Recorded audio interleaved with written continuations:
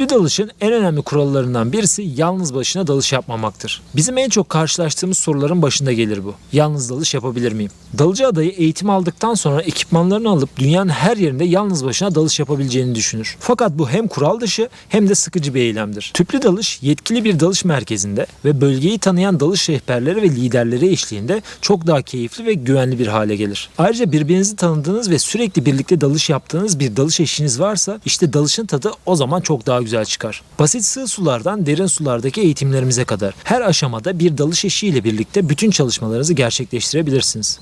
Dalış ekipmanlarının ağır olması ve suya girmeden önce son bir kez karşılıklı ekipmanın güvenilirliğinin kontrol edilmesi çok önemlidir. Bodycheck suya girmeden önce dalış eşlerinin karşılıklı olarak birbirlerinin ekipmanlarının son kontrollerini yaparak suya atlaması anlamına gelir. Dalışta body sistemi sizin ve arkadaşınızın güvenliği ve eğlencesi için çok büyük önem taşır. Dalış eşleri birbirlerinden birinci derecede sorumlu dalgıçlardır. Bu sorumluluk bilinci dalıcıları su altında daha dikkatli olma, kural ve disiplinlerin dışına çıkmamanın önemini hissettirir. Devamlı birlikte daldığınız dalış eşinizle ortaklaşa yeni işaretler belirleyebilir, olası tehlike anında birbirinize nasıl yardım edeceğinize dair yeni planlamalar yapabilirsiniz.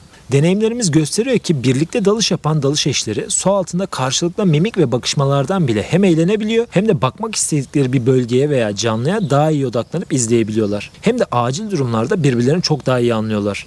Bu şekilde iyi bir iletişim normalde görmeden kaçırabileceğiniz birçok canlıyı dalış eşinizin dikkati sayesinde fark edip keyifli bir şekilde izlemenizi sağlar. Son kontrol olası gözden kaçan eksiklerin de giderilmesi için olmazsa olmazdır. Tüplü dalış ekipman detayı çok olan ve denizde yani tuzlu suda kullanıldığı için yıpranma olasılığı yüksek olan bir spordur. Bu yüzden her dalış öncesi dalış eşleri karşılıklı olarak birbirlerinin ekipmanını kontrol etmeli ve suya her şeyden emin olduktan sonra girmelidir. Bodycheck yapılarak su altında harcanacak zamanın, havanın ve gidilecek olan derinliğin planlaması daha net anlaşılır. Dalış eşleri karşılıklı olarak yan yana gelir ve ilk önce birbirlerinin denge eleklerinin şişirme ve indirme butonlarının doğru çalışıp çalışmadığını kontrol eder. BC biraz şişirilip tekrar indirilerek doğru bir şekilde şiştiğinden ve indiğinden emin olunmalıdır. Daha sonra ağırlık kemerinin doğru yöne bakacak şekilde bağlandığından ve acil durumlarda kontrollü bir şekilde atılabileceğinden emin olunmalıdır. BC tokalarının doğru bağlandığından ve düzgün çalıştığından da emin olun. Tüpünüzü saran BC kemerinin bağlantılarının tam ve sağlam olması su altında tüpünüzün arkanızdan kaymaması için çok önemlidir.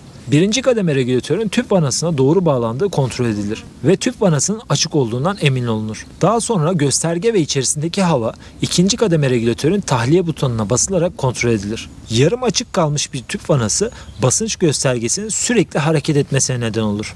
Acil durumlar için birbirinizin alternatif hava kaynağının nerede olduğunu ve nasıl çıkarılıp takıldığını bilmeniz de önemlidir. Bu gibi acil durum senaryolarını önceden bilmek ve tekrar etmiş olmak sizin su altında daha rahat ve güvende hissetmenizi sağlar. Tüm kontroller yapıldıktan sonra karşılıklı okeyler verilerek bodycheck tamamlanır. Her dalış öncesi bodycheck yapmayı mutlaka alışkanlık haline getirmelisiniz. Başta karışık gelse de bir kez öğrendikten sonra çok hızlı bir şekilde bodycheck gerçekleştirirsiniz.